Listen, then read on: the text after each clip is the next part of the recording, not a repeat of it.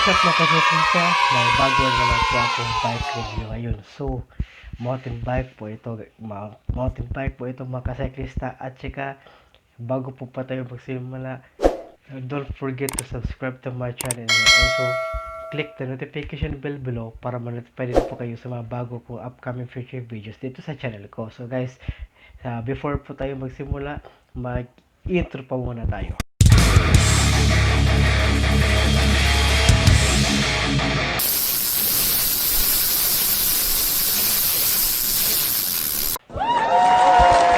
Okay guys, magsisimula po tayo. So disclaimer po muna guys, hindi po ako nagbebenta ng mga bisikleta at hindi po ako tumatanggap ng mga kahit anong komisyon sa mga bike shop para ano lang ito. So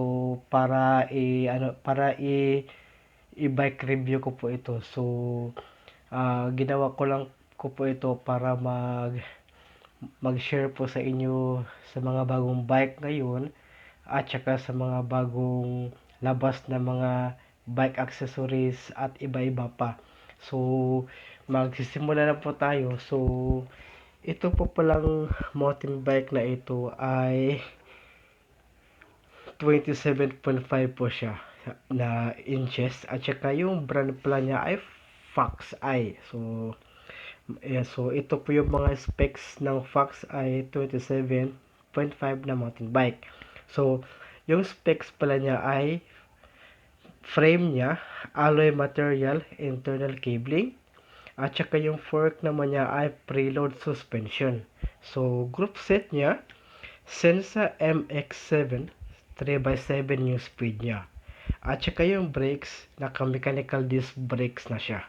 So, yung tires pala niya ay Wanda 27.5 at naka-sealed bearing na siya. So, ito po yung mga picture niya.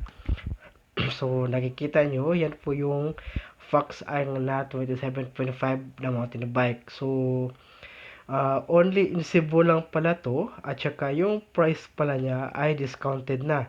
So, 13,080 yung price niya. At saka, nasa Austin's Bikes pala ito siya. At saka, wholesaler po sila at reseller. So, kapag nag-o-order kayo, so kapag bumili ka ng bike, pwede ka bang mayroon silang bike orders at saka bike COD. So so yung hindi taga Cebu na pwede kayong magpa-deliver sa kanila, mag-order, magpa-cash on delivery. So meron para silang designated customer support. So ilalagay ko yung mga number sa description below, yung kanilang designated na customer support para matawagan nyo para makapag-bike order kayo or makapag-bike COD. So kung gusto nyo namang pumunta, meron silang address. So ito po yung address nila. Ilalagay ko na rin yung ilalagay ko na rin yung address sa description below. So, uulitin ko po ulit guys, ito po yung Fox Eye na 27 mountain bike. So, yung frame, naka-alloy material, internal cabling, yung fork niya ay naka-preload suspension na. Yung group set niya ay Sensa MX-7 3x7 speed. Yung brakes naman niya ay mechanical disc brakes. Tires niya ay Wanda 27.5 at saka naka-steel bearing na siya. So, ulitin ko po yung price niya, discounted price na at ito po nakakahalaga ay ng 13,080. So, medyo may pagka mahal-mahal din itong Fox Eye kasi parang bago ring labas itong bike na ito kasi itong bike shop na ito ay wholesaler and retailer pala sila. So, pwede kang bumili sa kanila ng marami at pwede mo rin itong ibenta. So, nagdi-dealer pala sila sa mga iba't ibang mga bike shop dito sa amin sa Cebu.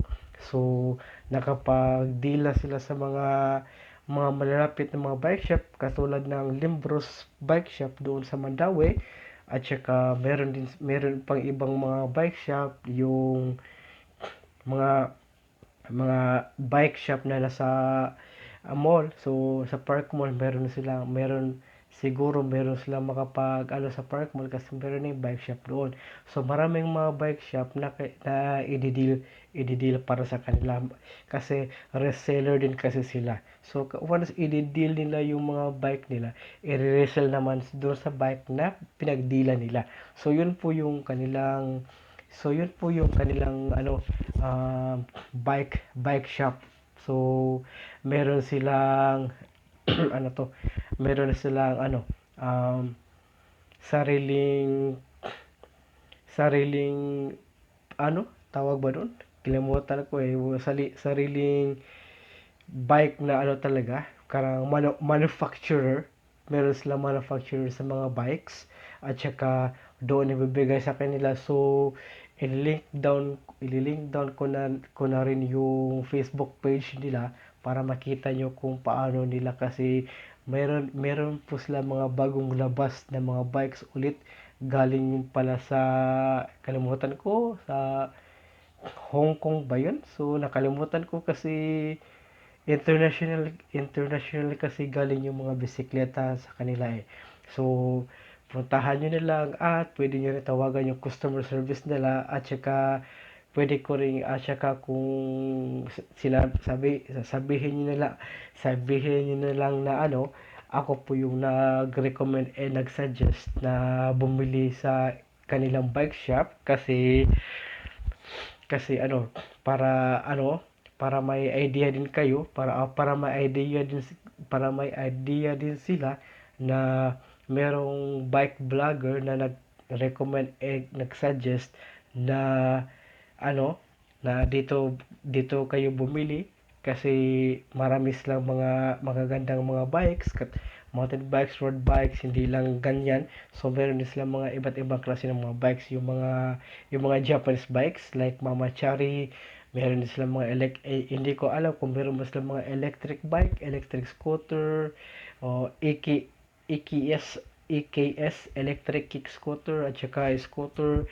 So marami pang iba. So guys, ito po yung aking video sa ngayon. So hindi naman to kataas-taasan na video kasi bike review medyo hindi gaano kataas yung mga bike review ko. So sa susunod guys, meron naman po akong iba-bike review at saka magre-review din po ako ng mga group set, mga bike parts, mga Excuse me po. Hindi po yung coronavirus. kahit ano-ano pa na mga related sa bike. So, guys, ito po muna ngayon yung aking video. Ako po si Randolph. Ako po ang The Tech Cyclist. Don't forget to subscribe to my channel and also click the notification below para ma-notify din po kayo sa mga upcoming future videos dito sa channel ko. Thank you so much everyone and have a good night.